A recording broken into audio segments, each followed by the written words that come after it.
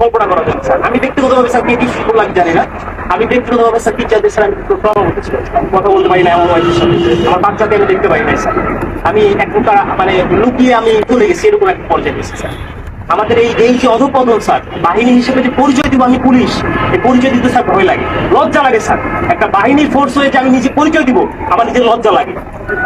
আমাদের আমি একটা ছোট উদাহরণ দিই স্যার, আমি আসার পর যতটুকু দেখছি, এই যে জাতীয় সংসদ নির্বাচন, শেষ যে নির্বাচনটা হয়ে গেছে স্যার, এই নির্বাচনে একক একক যে নির্বাচনটা হয়ে গেছে, পুলিশ কি ব্যবহার করে যে নির্বাচনটা হয়ে গেছে, নির্বাচনে সারা বাংলাদেশে এককভাবে মামলা হচ্ছে স্যার।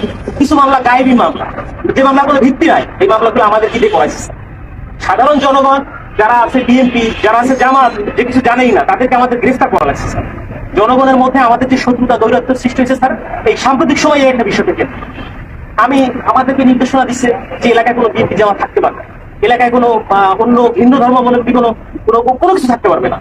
আমার এসপি স্যারকে তো আর মানুষ জানে না যে এটা আমার এসপি স্যারের কমান্ড ছিল, আমার ডিএজি স্যারের কমান্ড ছিল, এটা তো মানুষ জানে না। মানুষ জানে যে এটা আমি একজন সাব ইন্সপেক্টর, আমি এটা করছি। সন্তোষ নামে একজন সাব ইন্সপেক্টরকে মেরে ঝুলাই দিচ্ছে। রাখছিল কি, সাম্প্রতিক সময় যখন প্রথম আন্দোলন শুরু হলো স্যার, সেই আন্দোলনে একটা গাড়ি ভাঙচুর হয়, সেটা সরকারবাদী একটা মামলা হয়। সেই মামলার আয়ু ছিল যাকে স্যার, এটা জানেন উপরে অনেক প্যাথেটিক একটা ঘটনা স্যার, আপনারা যে দেখছেন হয়তো স্যার, এখানে আপনাদের বিষয়টাও স্যার এখানে আসছে, আমরা সবাই এটা জানছি। তো এইরকম স্যার অনেক বিষয় আছে স্যার, আমরা কথা বলার কোনো সুযোগ থাকে না। আমরা চাই স্যার এই বাহিনীটাকে স্যার, এই যে রাজনীতিকরণ, এই রাজনীতিকরণ থেকে আমাদের দাবি দেওয়ার প্রধান যে বিষয়টা, সেটা হচ্ছে আমরা এই রাজনীতিকরণের মধ্যে স্যার থাকতে চাই না। আমাদের স্যার এখানে কর্মবিরতি চলমান আছে স্যার, আমরা কর্মবিরতি নিয়েছি সারা বাংলাদেশে একই অবস্থা স্যার। এখানেও স্যার আমরা যখন প্রথম এখানে আসছি, আমাদের ম্যাক্সিমাম সবাই স্যার সিভিল ছিল, ম্যাক্সিমাম সবাই সিভিল ছিলাম। জানি না আমার অফিসার ইনচার্জ, আমাদের অফিসার আমাদেরকে সবাইকে মানে যেভাবে হোক না কেন, ফোর্স হোক যেভাবে হোক আমাদের আমি স্যার পোশাক করি। তার মানে স্যার এরা যে আমি চাকরি করবো না, আমি একজন এডুকেটেড পার্সন স্যার, আমি ফিজিক্সে মাস্টার্স করছি ঢাকা কলেজ থেকে। আমিও স্যার এই যে ছাত্র আন্দোলন করছি, আমি পক্ষে। বাট এই পুলিশের সাথে সে প্রত্যেকটা হত্যাকাণ্ডের স্যার বিচার হোক, ছাত্র 200 300 400 500 যা মারা গেছে, এটা বিচার হোক স্যার। আমরা চাই আমাদের যে সকল সিনিয়ররা স্যার কমান্ড করছে, যারা এগুলা করছে, তারা পার পেয়ে গেল। কেন তারা কিভাবে স্যার পার পেল? আমার এই প্রশ্নটা স্যার আমার থেকে যায়, কেন যারা অন্যায় করলো, যারা আমাদেরকে মানুষের কাছে শত্রু হিসেবে দাঁড় করাই দিল, তারা কেন স্যার পালিয়ে গেল? তাদেরকে কেন কেউ আটকালো না স্যার? আমরা যারা এই ফিল্ড পর্যায়ে থেকে গেছি, প্রত্যেকটা মানুষের সাথে মিশে গেছি, আমরাই স্যার বিপদগ্রস্ত, আমরা বিপদগ্রস্ত। কিন্তু স্যার দেখেন, বাংলাদেশে এখন পর্যন্ত কতজন পুলিশ মারা গেছে, এই মারার সংখ্যাটা কতজন মারা গেছে, এই সংখ্যাটা আমরা এক্স্যাক্টলি জানি না স্যার। একটা বাহিনী হিসেবে আমরা পরিচয় দিচ্ছি, বাট আমি জানি না যে আমার ফোর্স, আমার অফিসার রাস্তায় পড়ে আছে, কুকুরে লাশ খাচ্ছে স্যার। এই কথা দেখার মতো, বলার মতো কেউ নাই। আমরা আসছি স্যার যে আমরা একটা কার্যক্রম শুরু করবো, আপনারা এটা করেন ওইটা করেন, এটা না স্যার। আগে বুঝতে হবে স্যার আমাদের জায়গাটা কোন জায়গায় স্যার, আমাদের চাহিদাটা কোন জায়গায় স্যার, এটা উপলব্ধি করতে হবে স্যার। আপনারা আসছেন স্যার, আপনারা এই ক্লান্তি লগ্নে স্যার বাংলাদেশ সেনাবাহিনী আপনারা বাংলাদেশের সাথে ওতপ্রোতভাবে জড়িয়ে আছেন স্যার। আমরা চেষ্টা করি স্যার। এখন আমার বন্ধু বান্ধব অনেকে আছে যারা আমাকে নিয়ে ঘৃণা করতো, আমাকে খোঁচা মারতো, কোপ করতো, তারাই বলতেছে যে দাদোস চলে কাজ কর, শুরু কর, উপলব্ধি করতেছে স্যার। বাংলাদেশে সর্বপ্রথম স্বাধীনতার যুদ্ধে বাংলাদেশ পুলিশ রাজারবাগে যে প্রতিরোধ গড়ে তুলেছিল, এটা তো অস্বীকার করার স্যার কিছু নাই। সারা বাংলাদেশে পুলিশের অবদান স্যার, অনস্বীকার যে অবদান, এটা অস্বীকার করার কোনো সুযোগ নাই। কিন্তু এই যে দলীয়করণ, এই দলীয়করণটা স্যার আমরা চাই। আমরা দলীয় কোনো করণের মধ্যে আমরা থাকতেই চাই না স্যার।